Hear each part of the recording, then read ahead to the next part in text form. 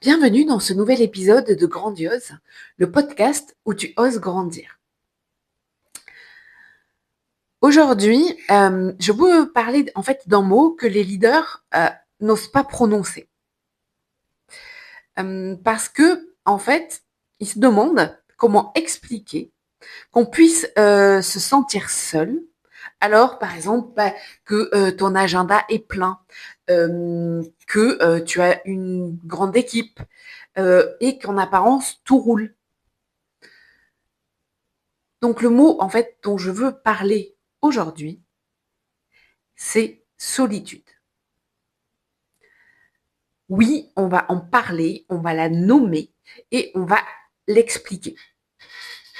Parce que la solitude du leader, c'est l'une en fait des réalités les plus présentes et à la fois celle qu'on tait le plus alors qu'elle existe vraiment dans le monde du management.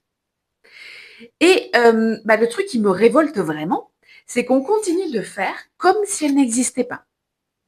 Genre, on fait semblant. On avance, un sourire par-ci, un sourire par-là. Sauf qu'en fait, le soir, quand tu te retrouves tout seul ou toute seule dans ta voiture, tu sais très bien que tu portes quelque chose au fond de toi que personne n'a vu durant toute la journée. Cette solitude.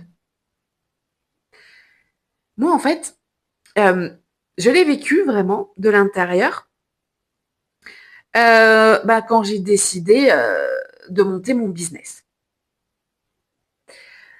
Alors, je vais vraiment être honnête, cette solitude-là, je trouve qu'elle ressemble en rien à ce qu'on nous décrit. C'est pas en fait juste ressentir du vide. Cette solitude, c'est quelque chose, je trouve, de bien plus subtil et à la fois de bien plus douloureux. Parce qu'en fait, quand tu es auto-entrepreneur, c'est décider seul. C'est douter seul, c'est tenir seul. Et tout ça en continuant en fait de donner l'impression, genre que je sais où je vais. Et c'est cette dissociation en fait entre ce que je montre et ce que je vivais vraiment à l'intérieur. C'est ça en fait la solitude.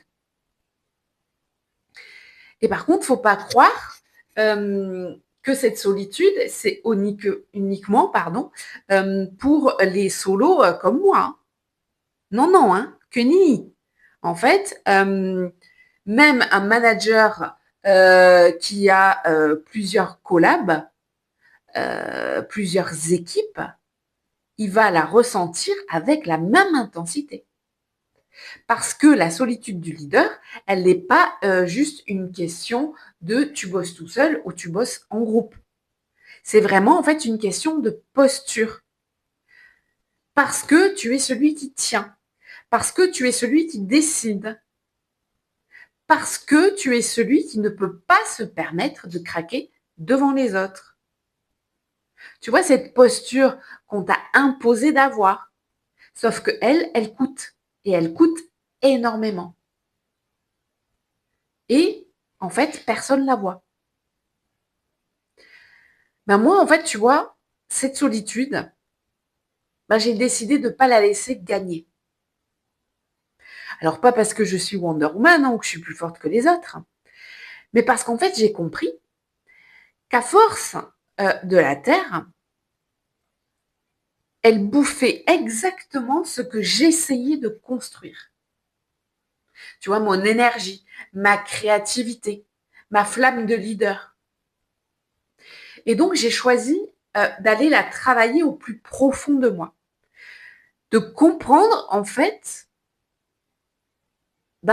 ce qu'elle voulait dire. De l'apprivoiser.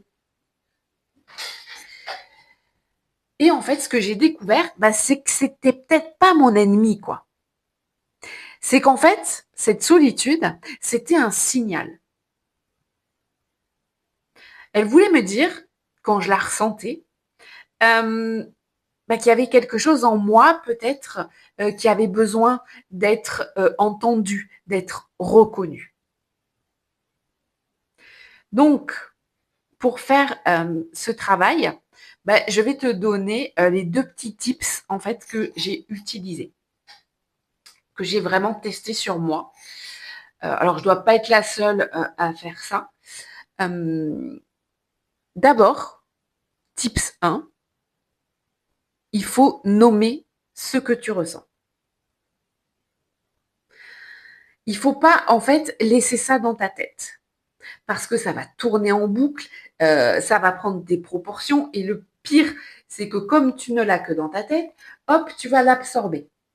Et après, ça va t'impacter parce que tu vas le garder au fond de toi. Donc, il faut que tu le nommes. Il faut que ça sorte. Alors, bon, je sais qu'il y en a qui vont le dire à voix haute. Moi, en fait, je l'écris. Dès que je ressens quelque chose qui ne va pas, je l'écris. Je le nomme.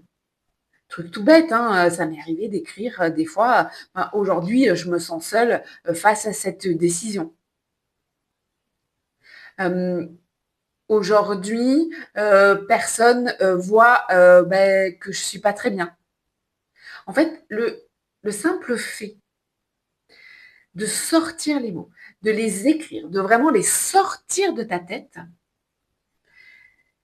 déjà, ça prend forme. Déjà, tu les vois, en fait.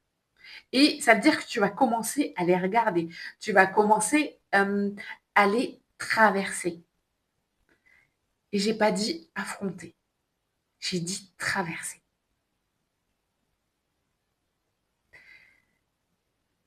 Après, le tips numéro 2, c'est que moi, je me suis construit ce que j'ai appelé mon petit cercle de vérité. Donc, dans ce petit cercle de vérité, j'ai 2 personnes. Alors,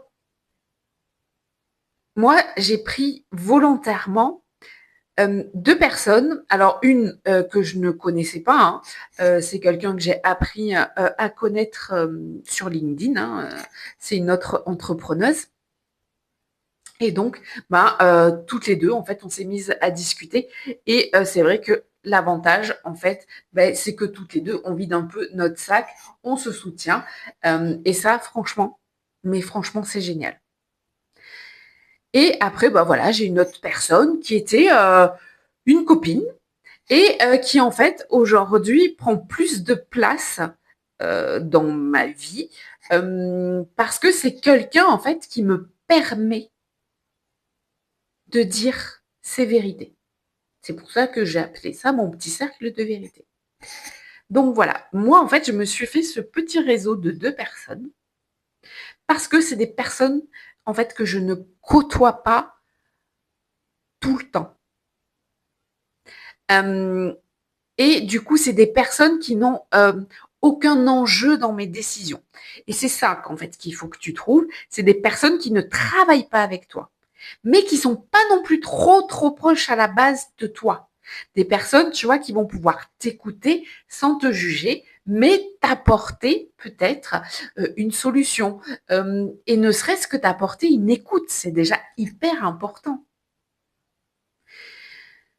Il y en a en fait aussi qui vont en plus chercher peut-être un mentor.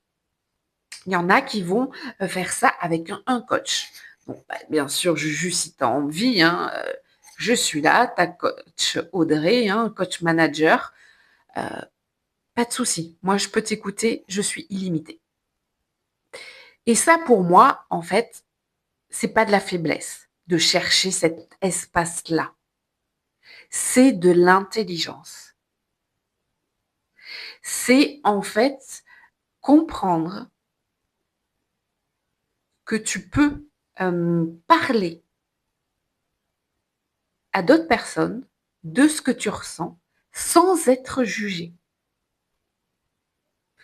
Parce que les leaders qui durent, c'est ceux en fait qui gardent leur flamme allumée sur le long terme. c'est exactement ceux qui ont compris qu'on ne tient pas seul. On ne tient jamais seul. Donc aujourd'hui, je vais terminer cet épisode par quelque chose d'important. Donc, si aujourd'hui tu m'as écouté, que tu te reconnais dans ce que je viens de décrire, si en fait cette solitude-là, ben, tu la connais, si pour toi elle a un visage, si elle résonne en toi, je veux que tu saches une chose. Ce que tu ressens, Juju, est réel. Ce n'est pas juste dans ta tête. Ce n'est pas parce que tu n'es pas fait pour ce rôle de manager. C'est parce qu'en fait, tu prends justement ton rôle au sérieux. Parce que toi, tu t'investis vraiment. Et les gens qui s'investissent sincèrement finissent toujours en fait par porter plus qu'ils ne devraient. Alors attention, la solitude, c'est pas une fatalité du leadership. Pour moi, la solitude, en fait, c'est ce signal qu'on peut apprendre à décoder. Et ce travail-là, mon Juju, eh ben, tu peux aller le chercher dans ce qui se passe vraiment à l'intérieur de toi, en bétonnant tes fondations, en fait, pour que plus rien ne vienne écraser ta posture. Eh bien, tout ça, c'est exactement ce qu'on fait dans mon offre Reconnexion. Donc, tu dois certainement avoir le lien autour de cette vidéo. Sinon, tu sais très bien que tu peux me retrouver sur Insta, hashtag Audrey Coach Manager. Donc, merci. Merci de m'écouter dans ce podcast grandiose. Et bien sûr, pour ne manquer aucun épisode, je te conseille de t'abonner parce que je te donne beaucoup de tips, d'infos et je te prouve que ce que tu vis existe et il n'y a pas que toi qui vis ça. Donc partage aussi peut-être cet épisode avec un autre Juju autour de toi, peut-être qui ressent aussi cette solitude. Donc je te dis à très vite dans Grandiose. Ciao, ciao.